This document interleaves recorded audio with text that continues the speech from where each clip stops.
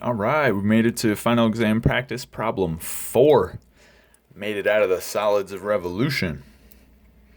All right, cool. So in this problem, we still want to do something with a shape that we get from rotating about an axis, but now we want to calculate surface area instead of volume. So in this case, we're going to take a curve. So we're going to take the curve y equals 1/2 x squared, where x is running from 0 to 2. And we want to rotate this about the y-axis. So let's draw a picture first, just to kind of get an idea of what's going on. So our curve y equals 1/2 x squared. This is a parabola, right? So we have a piece of a parabola. It's going x equals 1, x equals 2. And then here we're up at some value. You could also compute that value and see that y is going to be equal to 2 there. But either way, then we're taking this curve and we're rotating it about the y-axis, right? So we rotate about the y-axis. We're going to end up with something symmetric like this.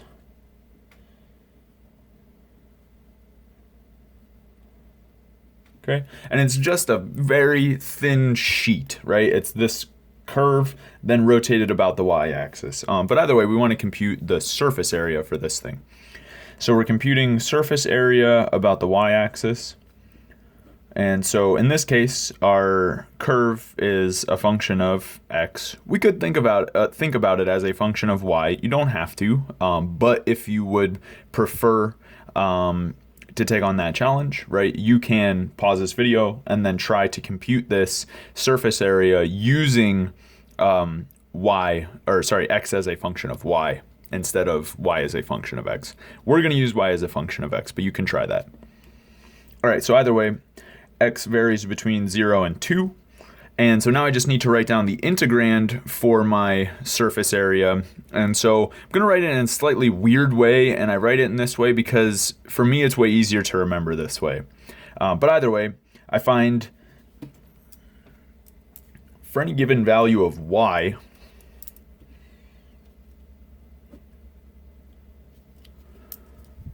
or sorry, not for any given value of y, but either way, for any point x on this curve, what I want to do is find the distance to the axis that I'm rotating about. So here, rotating about the y-axis. And so it turns out that the distance is just equal to x. Now this term comes into play as kind of a circumference term. So we'll get something like 2 pi x, so x being that distance, right? Kind of like the radius here for this. If you think about if we take a plane and cut this thing, plane perpendicular to y, and cut it, it'll just be a circle, right? So this is the circumference of that circle. Either way, and then we're multiplying by the differential of our arc length. And so in this case, since I have all of these constraints on x, I know x runs between 0 and 2, I know that y is a function of x, I'm going to write my differential ds also as a function of x. So my differential of arc length, this is equal to square root of 1 plus my derivative of y squared. And since it's a differential, I need a differential on the right, and the differential is dx in this case. Okay, so either way, we need to compute our derivative of y with respect to x, of course, since I need to know what that dy by dx term is in my differential ds, right, differential of arc length. So I differentiate y with respect to x. Of course, I just bring the 2 out, cancels with the 1/2, and I'm just left with x. Okay, very nice.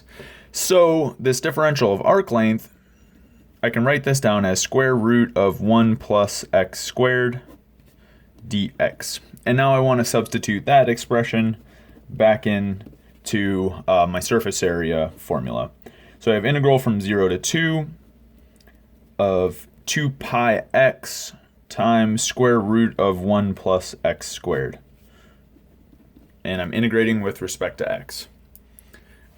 Okay, so at this point, I can pull out a factor of pi. It's a constant multiple, 0 to 2.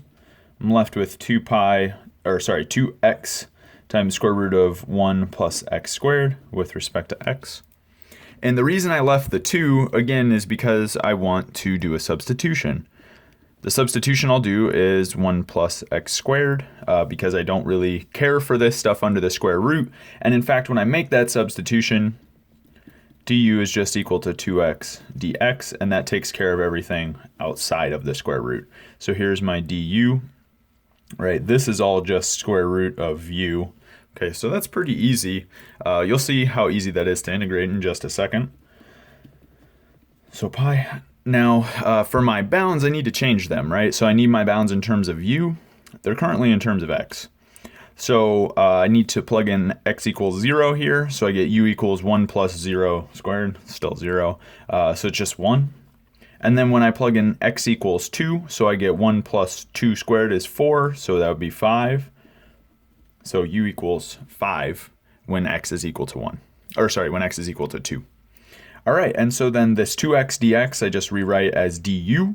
My square root of 1 plus x squared I just rewrite as u to the power 1/2. Of course, this is just the square root of u, but this is easier to integrate because you see the actual power. Okay, and so now we just do our integration. So pi, of course, just hangs out. Pi super chill like that, always just hanging out. Either way, now I need to find the antiderivative of u to the power 1/2. So of course I increase the power by 1, so I get u to the 3/2, and then I divide by that power, and that's of course 2/3. And then I need to evaluate that at 1 and at 5, and then take the appropriate difference. So this is going to be pi times 2/3, 5 to the power 1/2, so times 5 to the power 1/2, minus 2/3. Well, times 1 to the power 3/2, but of course that's just equal to 1. So you could write it as 2 pi over 3 times, well, 5 to the 3/2 is not really a great way to write that, so I'll just leave it as is, and then minus 1.